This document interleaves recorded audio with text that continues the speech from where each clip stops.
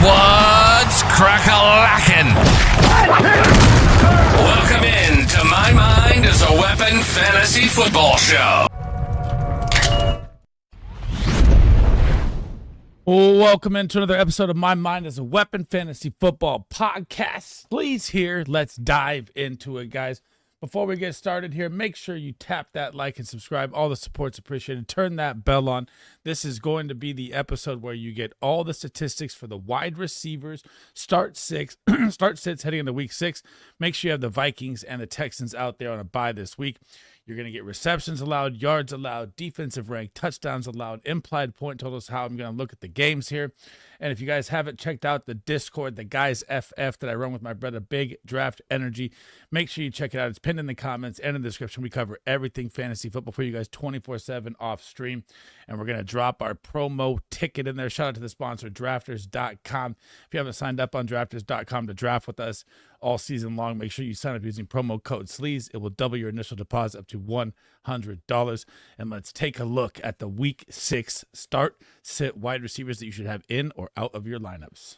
So if you guys are new to the channel, this is the wide receiver board. Green start, yellow high end, low end flex play, red sit, away team at the top versus the home team at the bottom. And we are going to kick it off with Thursday night football and Saquon Barkley, the revenge game. I can't get enough of that narrative this week. We're going to have the Eagles heading into the Giants, and it is going to be a 40.5 over under. Philly is favored by 6.5 on the road. And this is going to be the first game of the year. This is the first game of the year. I'm going to have A.J. Brown on a massive start. Devonta Smith had the pop week last week. He's going to be a flex play if needed because Patrick Surtain was on A.J. Brown last week, which opened it up for Devonta Smith. Now, when we're looking at this game, the New York Giants versus the Pats, why do I love A.J. Brown so much? Well, Philly is 30th versus the wide receiver, giving up 41.2 points per game. You know he's pissed off, been talking to the coaches. He's not involved enough, wants to get traded. They're going to splash A.J. Brown the ball this week. I even will give you a little tip here. I like his prop over his receiving yards as well. They've given up, guys, this is just ridiculous numbers here. It's absolutely crazy. They've given up 74 receptions for 924 yards. That's almost 200 yards to the wide receiver a game. 5 receiving touchdowns. That's a touchdown a game. I expect A.J. Brown to find the end zone here against the Giants on Thursday night. On to the Giants side, it just gets worse and worse. Neighbors down for the season. Now Slayton is down. He got hurt last week. I could put Jalen Hyatt up there, but I don't think you're starting Jalen Hyatt in any redraft unless you're like a 16-man, 18-man, really deep league. So if you have Jalen Hyatt, you're thinking of that, possible for a splash play. But he didn't do much with the increased snap share last week. And Wan'Dale Robinson should be the volume guy, right? When you look at this, and he's going to be a flex play for me, right in the middle, not high end, not low end. You're going to have Quinyon Mitchell, a lockdown corner. You're going to have Cooper DeJean if he lines up in the slot. It's going to be tough matchups for him across the board here. And I really just, when you look at the Philly defense, I'm not that high on Wan'Dale Robinson this week of all weeks, right?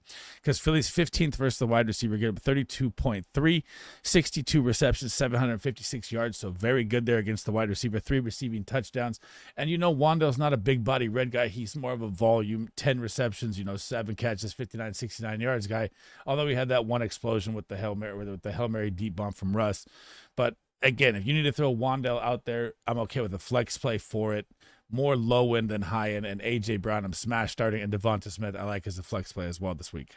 The 3-2 Broncos are headed in to face the 0-5 Jets in London, England. Early morning game, 6:30 kickoff here on the PST West Coast of California. We got to be up, rise and shine early for this game. 43.5 over under. Denver's favored by 7.5, and this is one of my crazier calls of the week here. And you just got to look at the wide receivers that he does it to.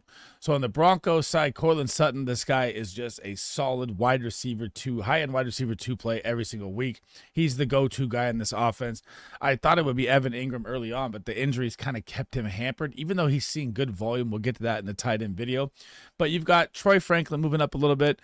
You got Marvin Mims having splash weeks. Now you're seeing Pat Bryant more involved. That wide receiver 2 job is a nightmare to decide from with all the heads they have out there. So I'm not putting either one of them on a start this week. And when you look at the Jets defense, they rank 14th, giving up 32.2 to the wide receiver, 50 receptions, 789 yards, and 4 touchdowns. And you still got, a tough matchup for Sutton, but I really just don't believe that he's. I guess he's becoming matchup proof, and I just need to buy it because he's finding the end zone nonstop, and that's what he does, and he's the red zone threat they have. And Cortland Sutton's still gonna be a start for me. On to the Jet side. This is my call of the week, and you guys know I'm the highest on planet Earth on Garrett Wilson coming into this season. And look what Garrett Wilson has done. And I told you it would happen in garbage time. I told you him and Justin Fields would be one of the best garbage time stacks in fantasy football, and that has come true. This is not the week to start Garrett Wilson. I hate to say it. You're getting the Denver Bronco defense, and they are number 5 versus the wide receiver. And what is the problem? Patrick Surtain is the problem. A.J. Brown's under last week was an absolute lock. Smash that call, and it's going to happen again here with Garrett Wilson, even if it becomes garbage time. Maybe in garbage time, if they start blowing him out, that could save Garrett Wilson's day to a low-end flex play game. But they give up 27.7, ranking 5th. They've given up 64 receptions for 689 yards and 1 touchdown. That is a nightmare defense versus the wide receiver. I do not like Garrett Wilson as a start this week. The 2-3 3-game losing streak Arizona Cardinals are headed into the Indianapolis Colts, and Kyler Murray's also banged up in this game, but I do think he's going to play in this game. So, when you're looking at how Marvin Harrison's going to do, I know he had that electric Moss catch over 2 wide receivers last week. But if Kyler Murray is out there, which I expect, so make sure you're paying attention to the injury updates, this matchup is gold. The Indianapolis Colts ranked 28th versus the wide receiver, giving him 38 points a game, 70 receptions, 809 yards, and 6 touchdowns. That's over 1.2 touchdowns a game to the wide receiver. That is what you want. They've got to get the ball. You heard the coach speak index. You heard everything about Marvin Harrison. Get the ball to your guy. And when I look at Michael Wilson's and Zay Jones, I'm not starting either one of them in redraft, let's be honest. On to the Colts side, and Michael Pittman, man, it's been impressive this year. He's going to be a start for me. The Arizona Cardinals defense ranks 17th, getting up 33.3, 68 receptions, 798 receiving yards, and 2 touchdowns there. And he's just been great. He's the big body 6'4" guy. Adonai Mitchell had that deep touchdown dropped him before he crossed the goal line, which seems to be a theme this year with DeMercado doing it right after. And Josh Downs is playing limited. And you're going to get Alex Pierce back to stretch the field. It's going to be a JT game, though, in my opinion. But Michael Pittman's still a low-end, mid-tier wide receiver 2 play. And Josh Downs is a very, very low-end flex play, depending on game script here. Because I really think the Colts could absolutely smash the Cardinals out the building here in this game. But when you're looking at it, I mean, if it's a JT game, which I really do think it is, actually let's do this now here because I'm in my own head right now with it, so I want to be transparent here. Oop, that's wrong. We're going to drop Michael Pittman down to a high-end flex play over a start because I do think the game script's going to be bad here, and I think the Colts are going to run him out the building. So I'm going to go Pittman and Downs, Pittman high-end flex play, Downs low-end flex play, and Marvin has to be a start this week versus the Colts. The 3-2 Chargers need a get-right game, and this is it. They're headed into the 1-4 Miami Dolphins, 43.5 over-under. Spread is 4.5. They've lost Najee Harris. They've lost Hampton. That means you're going to be rolling out Hassan Haskins and Kamani Vidal, which is going to mean they're going to need to pass. And we know that the Miami defense can't stop anything, but it looks like they're great against the pass because they struggle so much against the run that teams just pound the run on them and the pass doesn't need to work here. Now, when I look at the Chargers here this week, could Haskins fall into the end zone? Yeah, for sure, because their run D is so bad. And I think it's going to be like one of those nightmare games of Lab McConkey, Quentin Johnson, Keenan Allen, who to flex. They all could be flexible this week. It's not going to be the Harbaugh ground and pound run game with these 2 running backs that they have. So this is the nightmare if you decided to draft, any of these guys. This is what you're dealing with here. And they're all high-end flex plays for me. Every single one of these guys could score. Every single one of these guys could have 10 points, or it could be 20 points for one of them and 5 for the other and 6 for the other, or 50. It's just, God, Herbert has so many weapons. It makes this a nightmare to decide. So I'm putting all yellow of them in flex. But I did have Lab McConkey for his first touchdown last week, so that was good to see. But the Dolphins defense, guys, like I said, they rank 7th, 28.7 points, 49 receptions, 568 yards, 6 touchdowns. It's over a touchdown a game to the wide receiver. But again, they get gashed so much on the ground that it makes their pass defense look good, but it's really not. So if you have any of the Chargers, they're all flexible this week, in my opinion, in this matchup. On the Dolphins side, Jalen Waddle coming off that big game, especially against J.C. Horn. I did not see that coming. J.C. Horn did not travel with him all over the place like I thought he would. And you're getting a tough matchup here for Waddle. I mean, the Chargers are very, very good versus the wide receiver. They rank fourth, giving up 27.0 or 27.02, 55 receptions, 674 yards, and 2 touchdowns. Waddle's not a big red zone threat guy either. That's going to be more Darren Waller. Malik Washington didn't get involved as much as I thought when I had him as a sleeper play last week, so kind of missed on that. But yeah, Waller's still a high-end flex play, just volume-based, but I do not like this matchup for Jalen Waddle. So all 4 of these guys in this game are going to be flex plays at best for me. The 3-2 New England Patriots are headed into the 1-4 Saints. The over-under 45.5, so middle tier point over-under the game this week. New England favored by 3.5. I like them to smash the Saints this week. And Stephon Diggs in that revenge game, man, I told you don't keep him out of your lineup. I hope you guys listened. He absolutely went nuclear. And now you've even got the reports of Drake May saying, man, it's just so easy with Stephon Diggs. It's so easy. It's so easy. He's going to be the only startable wide receiver for me on the New England Patriots side. Against the New Orleans Saints versus the wide receiver, this defense currently ranks 10th. They give up 29.8, 51 receptions, 642 yards, and 5 touchdowns. That's a touchdown a game. And when it comes to Boot, when it comes to Pop, when it comes to Kyle Williams, Chisholm hasn't even got a shot yet. It's really no one. It's Hunter Henry, Stephon Diggs, and the running backs is how they're doing this. And I just feel bad, man. I really wanted to see Kyle Williams or Chisholm get a chance out there. I think they're just waiting in the wings, and I hope they get a chance to go down the season here to get in there and show what they can do. On to the Saints side, I had Chris Olave as a smash last week. Did not happen. Rashid Shaheed hit the bomb, and you're going up against the New England Patriots pass defense here. This is a great matchup, both sides, right? So, yeah, I love the volume. Yeah, I saw the Saints get their first win. Yeah, Rattler looked okay, but still, Olave is just like that freaking, I don't know, that car that's like a Toyota Corolla that's just not scoring, but it gets the job done. Like, he's just a 11 target guy, not getting the end zone. He gets the volume to be enough flex play, and he has the touchdown upside, but it's happened one time this season. So when it comes to him and Shaheed in this game, I do like them both as flex plays.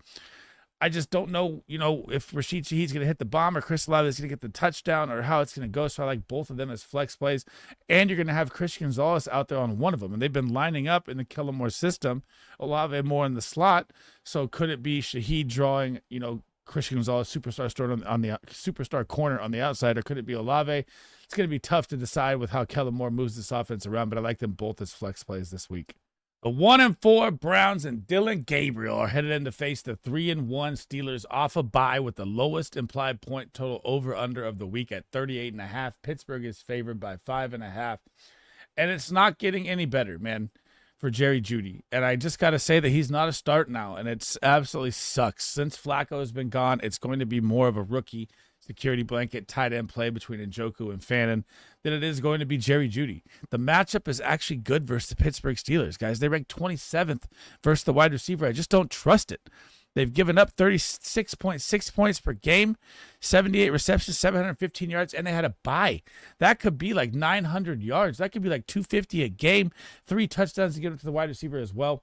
Off the bye, it's going to be a different-looking Steeler defense at home. Dylan Gabriel is going to be in for a tough game again, and I just can't trust these wide receivers in this system right now. DK Metcalf's side. If you can beat the Cleveland Browns anywhere, it is through the air. They rank 20th, giving up 34.4, 54 receptions, 676 yards, and 7 touchdowns.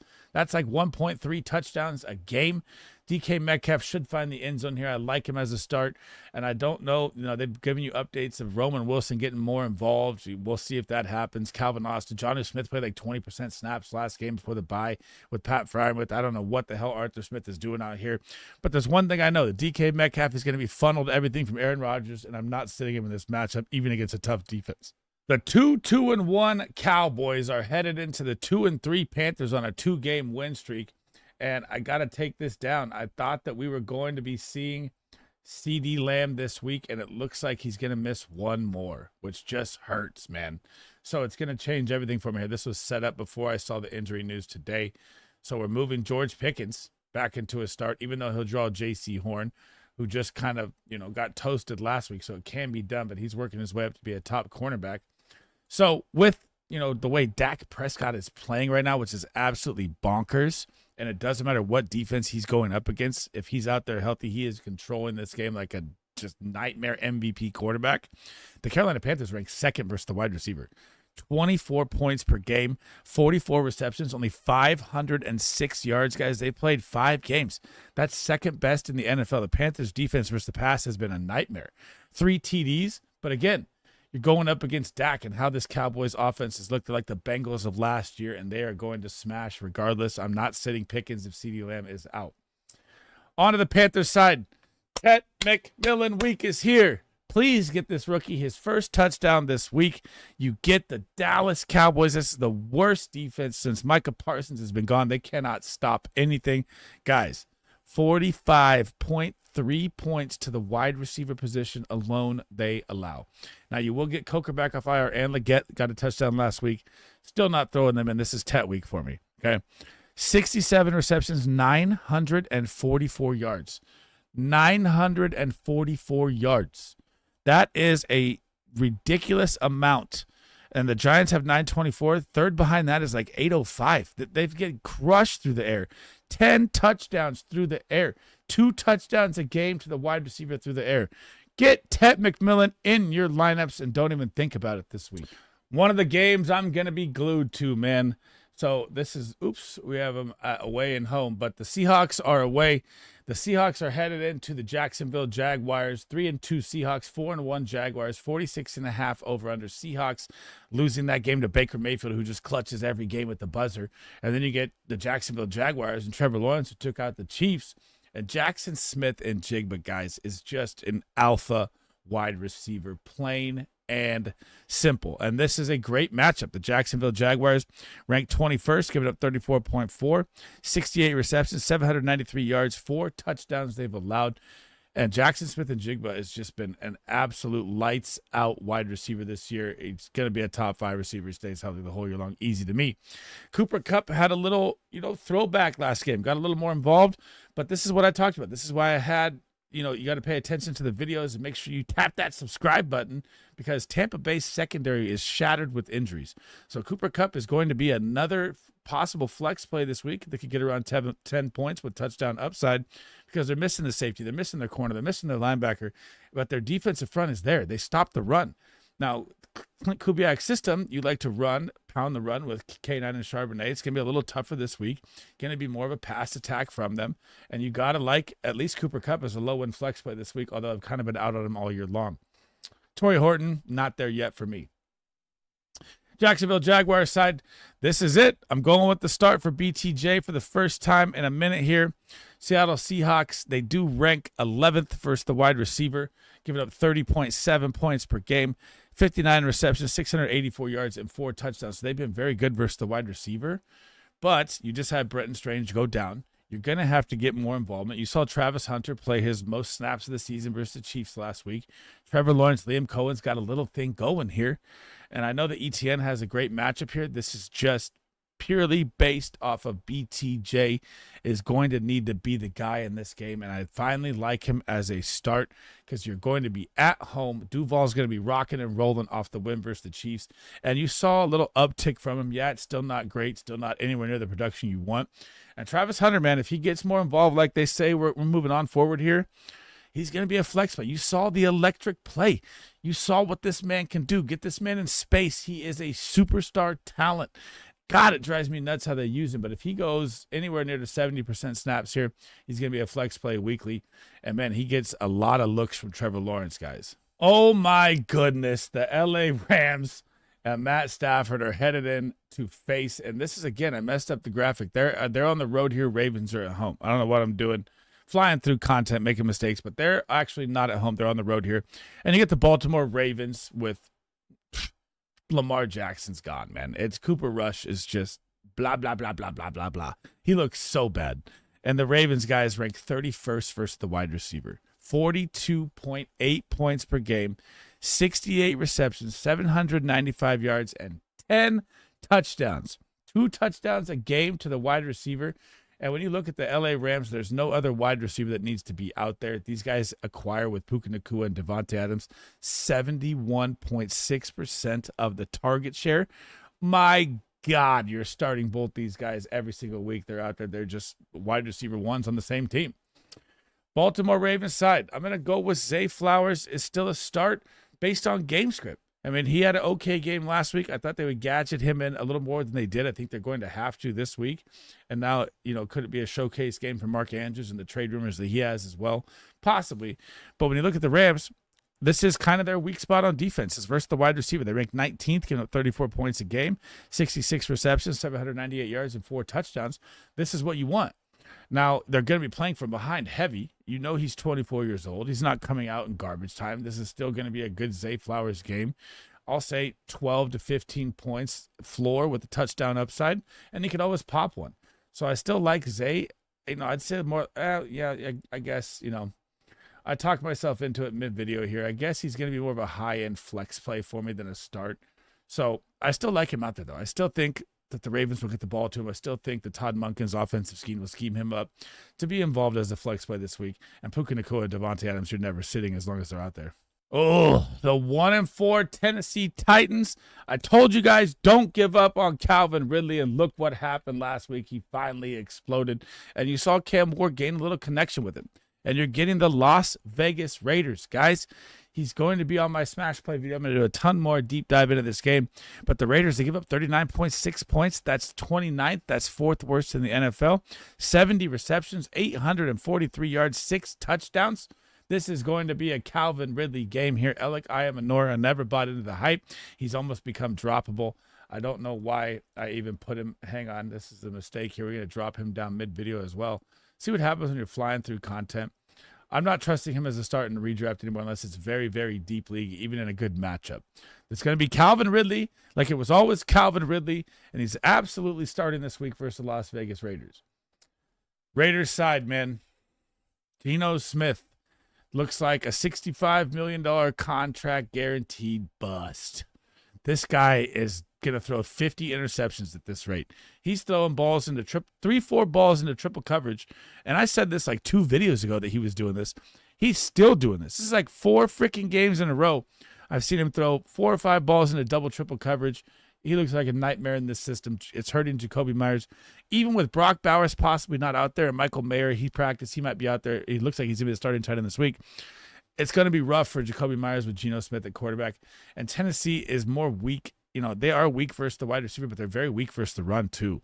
So the Titans rank 25th, giving up 35 points a game, 63 receptions, 805 yards, and 4 touchdowns, but I just don't trust Geno Smith.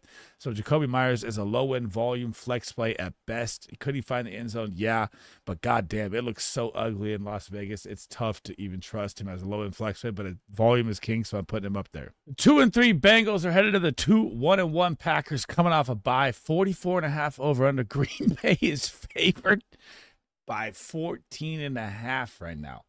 That shows you how much they think the statue Joe Flacco against this nightmare pass rush is going to hold up in this first game, joining the Bengals and starting without even knowing the system. But Jamar Chase is the reinforcements here to save them, hopefully, coming off the big game that he had. Can Joe Flacco be better than, Jake Browning? Yes, of course. T. Higgins is going to be a low-win flex play for me. Jamar Chase is always a start regardless of the QB. This guy's QB-proof. I know he's had a couple down games, but, guys, he's still top 3 wide receiver in football. And when you're looking at the matchup you're going to get here against the Green Bay Packers, they rank 16th versus the wide receiver. That's like their weakest spot. So, yeah, the opportunity is there. I'd say the tight end is actually weaker, but the Bengals already have a tight end with Gesicki and Fant. So they give up 32.8, 51 receptions, 524 yards, and 4 touchdowns. But all that happened pretty much against Dak Prescott and the Dallas Cowboys in one game. So the Packers defense, very, very tough. I'm still putting Chase as a start. And now we've got a little hitch in the giddy up here. So the Green Bay Packers wide receiver core is getting another man back, it looks like, with Christian Watson possibly this week. So, yeah, when you play the Cincinnati Bengals, you want to start everybody across the board. Running back, tight end, wide receiver, they can't stop it all. But now the answer is kind of like Jordan Love, and it's kind of like the Los Angeles Chargers. And I don't have Christian Watson's name up there yet. I don't know if he's going to be activated, but his 21-day window is open, and he practiced on Monday and Tuesday, looking like he's good to go. So once he's back out there, I'll throw him up there. But when it comes to Dobbs and Golden this week, it's like I said, like the Chargers, man. Then you're gonna have, if you have Christian Watson, I'll put him up there too, and it'll be like Herbert, McConkey, and Quentin Johnson. Just who do you want to pick to flex? Now, Romeo Dobbs is pretty much their red zone kind of looking guy. You know, Golden, kind of the deep bomb guy, getting more involved as a rookie first-round pick. Christian Watson's always a red zone guy as well when he's out there. So, man, the matchup versus the Bengals is beautiful. They ranked 23rd, giving up 34.7, 63 receptions, 780 yards, 4 touchdowns. But which one's going to hit? How is it going to go? I think the answer is Jordan Love, and it's going to be a nightmare flex pick for the rest of the season, especially when, man, imagine when Jaden Reed comes back. He had like 6 to 8 weeks. Then what are we really going to do? Like, Jesus. My 4-1 49ers coming off that big win. Oh, my God, against the Rams on Thursday Night Football. I cannot believe we beat them with our JV squad. And it looks like the JV squad might be out there again. So this right now looks like Jennings may be good to go. Purcell may not be good to go. So again, if Purcell's not out there, obviously he's in red. Still, would that put Jennings as a start for me? No, because we don't know if he's going to be out there yet either. So if Jennings is the sole guy out there against the Tampa Bay Buccaneers, like I said, beat up secondary, which is why I like Jay Season so much last week, Jennings would become a start.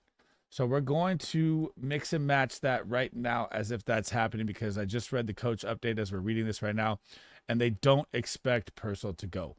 So again, I set these up earlier in the day here, and then I get to them later when I get home here, and I'm going to go with Jennings as a start versus Tampa because their secondary is shattered. Tampa Bay, they're going to look good on paper. They're ranked 13th. They give up 32. They were very good in the first 3 games of the season until the injuries happened. They give up 61 receptions, 694 yards, and 5 touchdowns. That's a touchdown a game. And you might have Jennings and Kendrick Bourne out there, the play of the week on Thursday night. But I want Purcell. I want the boys back. I want Ayuk back. I want Kittle back. I want freaking Purdy back. It looks like Mac Jones will be out there again. So volume is key here. I do think the Bucs are going to beat us this week. I hate to say it, but I'm going to throw Juan Jennings as a start, and it looks like Purcell is going to miss. But if Purcell's out there, they both become flex plays.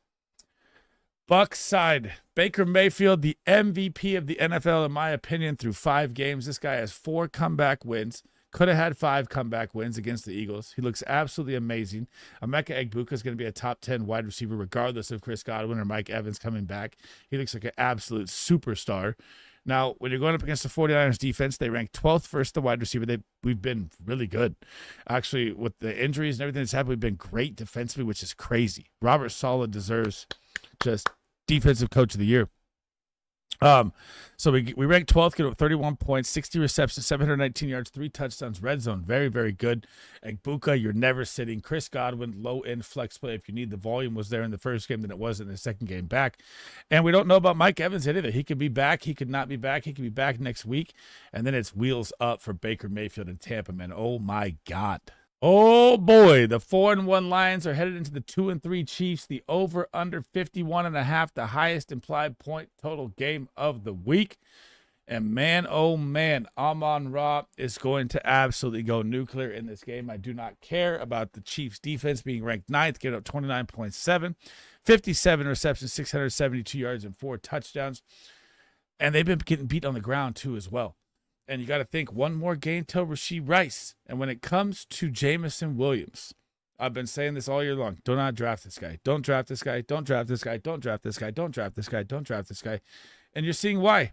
You had all that coach speak index hype of he's going to be more involved. He is the biggest bust, not even boom player right now. So I put him in yellow. The decision is yours. I will never say to start the guy. And Isaac Tesla, not yet for me. On to the Chiefs side, Xavier Worthy is going to be a start for me in this game. When you look at the Detroit Lions, where's their strength at? It is versus the pass. Terrion Arnold is down. DJ Reed is down. Both their corners are down. Patrick Mahomes looks great. The Detroit Lions ranked 26th versus the wide receiver, get 36 points a game, 55 receptions, 800 yards, and 7 receiving touchdowns. That is tied for second worst in the NFL. I expect Xavier Worthy to have a big, big game here. And guys, let's just do this now. And I tweeted this out, and I hope you're listening right here and you don't just skip through the video. See this right now? Your buy window is probably open unless your league is not super competitive. Go get the wide receiver 1 superstar for the Chiefs right now before it's too late. The Monday Night Football doubleheader part 1 is going to feature the Bills versus the Atlanta Falcons. 4-1 Bills, 2-2 Falcons coming off a bye. 49.5 over under. Very high implied point total game there. But this Falcons defense, guys, has been very, very good. And Khalil Shakir, yeah, he's kind of the glue underneath guy. The ball's spread around all over. Keon Coleman got benched in the first quarter last week for in-house problems. Then he got a touchdown late in the game. Tough matchup versus the Atlanta Falcons. I don't even know if I really like Khalil Shakir here, but I'm going to put him as a low flex play. And Keon Coleman, actually, let's pull it up here as we're going mid here. I like these little. Let's do a little mid adjustment here. Keon Coleman, low end flex play if you need as well.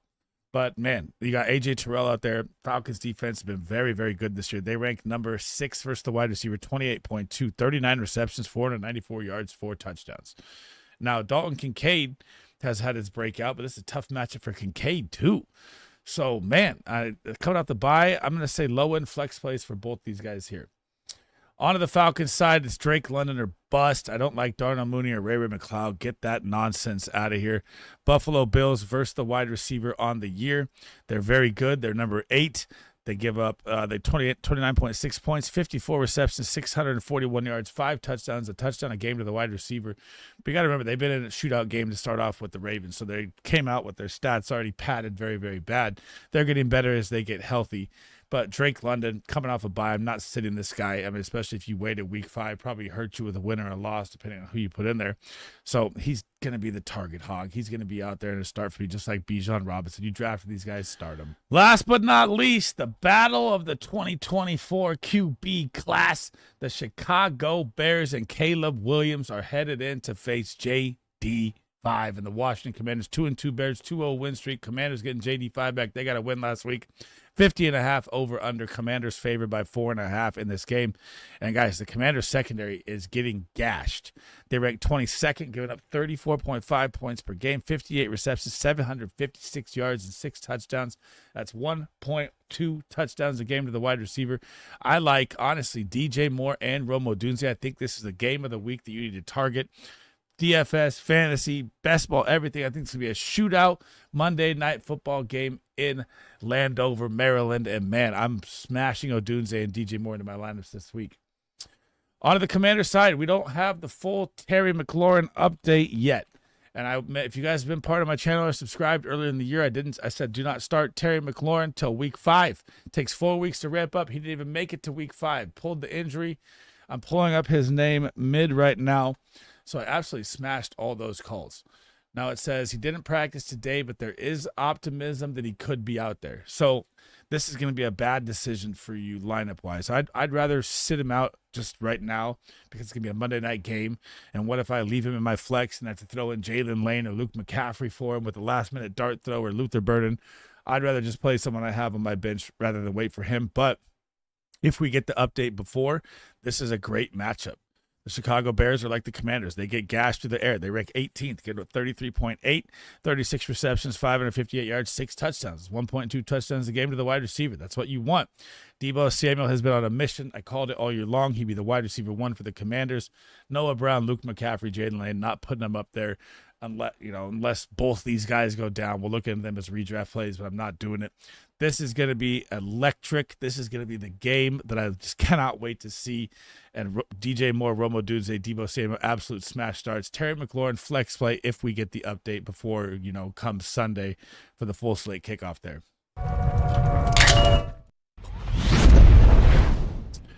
Thanks for rocking with me today. That is the end of the wide receiver start sit video, guys. Hope that helped you out on who to start, who to sit. If you guys have any questions, remember it doesn't have to pertain to this video. I try to answer every single one of them for you guys. It's been a nightmare across Twitter and YouTube, but I promise I'll try and get to them all.